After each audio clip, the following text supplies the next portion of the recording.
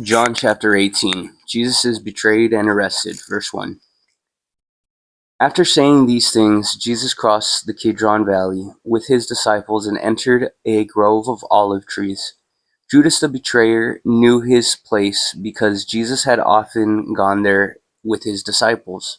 The leading priests and Pharisees had given Judas a contingent of Roman soldiers and temple guards to accompany him. Now, with blazing torches, lanterns, and weapons, they arrived at the olive grove.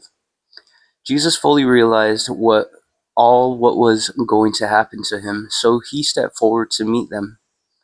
"Who are you looking for?" he asked. "Jesus the Nazarene," they replied. "I am he," Jesus said. Judas, who betrayed him, was standing with them. As Jesus said, "I am he," they all drew back and fell to the ground. Once more he asked them, "Who are you looking for?"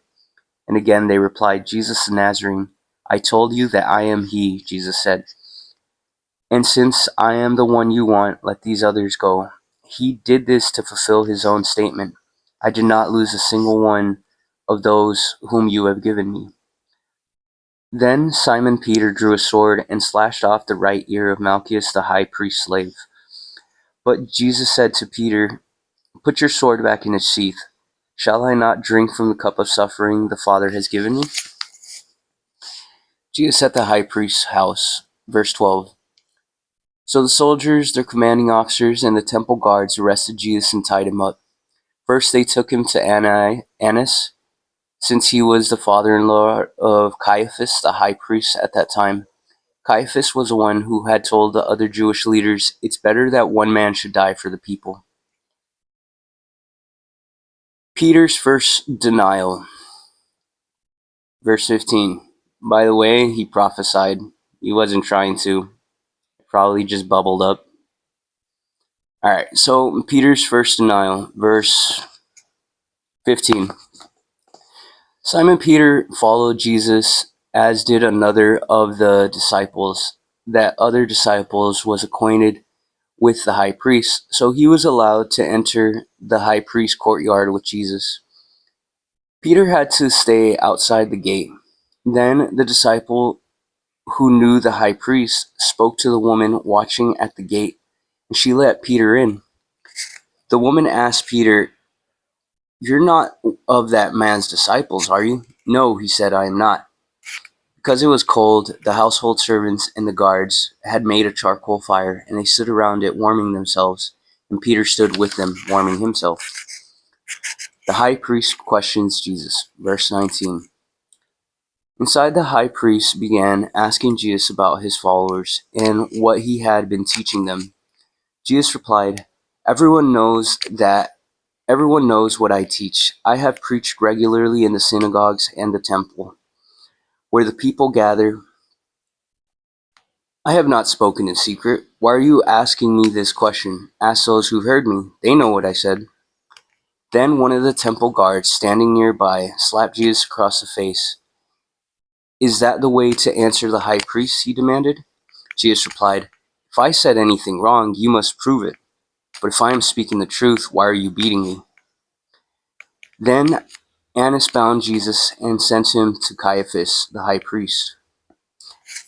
Side note, it's interesting. If you look in the book of Acts, Paul does the literal exact thing. And Paul is a witty one, but he followed Jesus' example to the letter. If you look in the book of Acts, same thing happens. Peter's second and third denials. Verse 25. Meanwhile, as Simon Peter was standing by the fire warming himself, they asked him again, "You're not one of his disciples, are you?" He denied it, saying, "No, I am not." But one of the household slaves of the high priest, a relative of the man whose ear Peter had cut off, said, "Didn't I see you out there in the olive grove with Jesus?" Again, Peter denied it, and immediately a rooster crowed. Jesus' trial before Pilate. Verse 28. Jesus' trial before Caiaphas ended in the early hours of the morning. Then he was taken to the headquarters of the Roman governor. His accusers didn't go inside because it would defile them. They're Jewish. Jews are not allowed to hang out with Gentiles or enter Gentile homes. It's traditions of men. Uh, celebrate. So they didn't go inside because it would defile them, and they wouldn't be allowed to celebrate the Passover. So Pilate the governor went out to them and asked, "What is your charge against this man?" "We wouldn't have handed him over to you if you weren't a criminal," they retorted. "Then take him away and judge him by your own law," Pilate told them. "Only the Romans are permitted to execute someone," the Jewish leaders replied. This fulfills Jesus' prediction about the way he would die.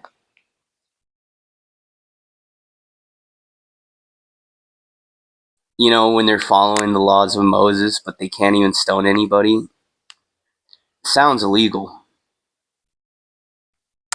Then Pilate went back into his headquarters and called for Jesus to be brought to him. "Are you the king of the Jews?" he asked him. So remember when the girl was caught in adultery? Sounds kind of illegal. Jesus replied, "Is this your own question, or did others tell you about me?" "Am I a Jew?" Pilate retorted. "Your own people and their leading priests brought you to me for trial. Why? What have you done?" Jesus answered, "My kingdom is not an earthly kingdom. If it were, my followers would fight to keep me from being handed over to the Jewish leaders. But my kingdom is not of this world." Pilate replied, "So, are you a king?" Jesus responded, "You say I am a king. Actually, I was born." Side note, double right to the throne, descendant from David's side, and then from his mother's side, he's a descendant of Solomon. Double right to the throne. They have the census. They know he's king. There's nothing they could do about it. Remember Herod? You know, not exactly Jewish. Like Jewish governor, not exactly working for the Jewish people though. So they already know, according to their own census, that Jesus really is the king of the Jews, completely. His own people rejected him. So Pilate said, "Are you a king?" Jesus responded, "You say I am a king. Actually, I was born powerful. I was born and came into the world to testify to the truth. All who love the truth recognize that what I say is true." So he's low key, the word of God became flesh. And even in fleshly nature, he could be bougie, but he chooses to be humble. To the point where Pilate has to ask, verse 38, "What is truth?" Pilate asked. Then he went out again, and the people told him, He went out again to the people and told them, "He is not guilty of any crime." Told him, "What is truth?" Remember that Romans already have this idea of half God, half man demigods, right? So you look at Icarus, you look at you look at the Minotaur. They already, Hercules. They already believe in stuff like this. So when it comes to philosophy, if you're wrong in one point, you're wrong in the whole. And then you would be exiled if you were found wrong in even one part of your philosophy, right? So you have to walk the way you talk, right? And remember that Jesus cannot lie.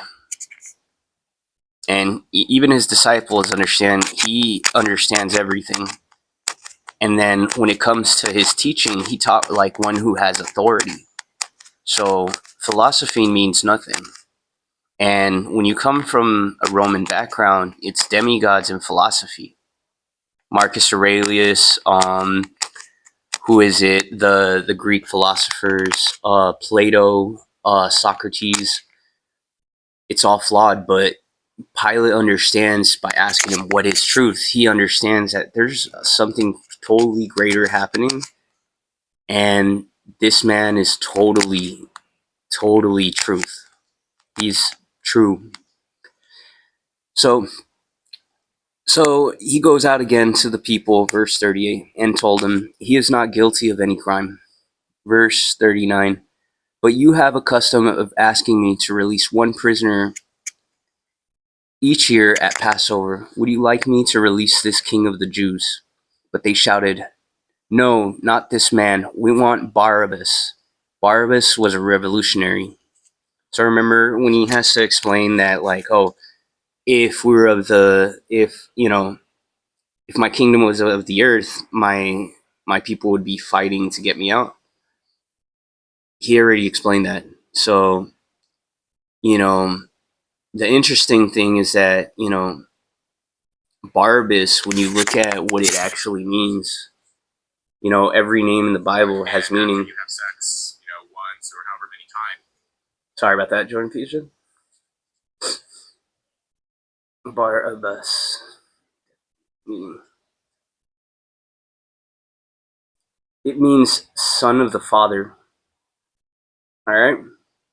So when it comes to Barabbas, son of a father, so they wanted Barabbas to be, who was a revolutionary in the earthly sense, a zealot, right? So these zealots would wait till they had one Roman, completely on their own, and they would assassinate him. So Barabbas means son of a father, who he shows you and me. Before Christ, a total orphan. It's never, no matter what you do, it's never enough, right? And then Jesus means son of the Father. So even in this, we see on the earthly scale what's actually going on, right? So it's the son of a father, an orphan, right? Not claimed, and the son of the Father, the literal Father. So it goes to show what's happening when the world chooses son of a father with an orphan spirit that's never good enough. You know what I mean? Choosing to rebel against authority, choosing to fight. That's where it goes. So, in an earthly sense, you see what's going on as they're being moved. The people totally rejected Jesus, though he has double right to the throne. Pilate has already announced him innocent. At that point, they have to let him go. But that's the thing, though. It's interesting to see how the religion of the time really, really wanted anarchy. So that's, the whole thing is basically Jesus is the son of the Father. And they chose Barabbas instead because he would kill Romans. He was, one of those kinds of people that would just cause problems with authority, you know what I mean? With the Romans at the time.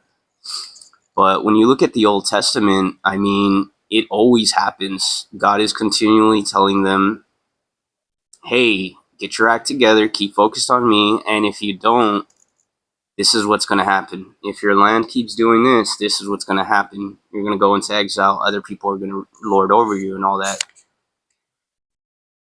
They're going to go into captivity, and, the Romans already occupied their place.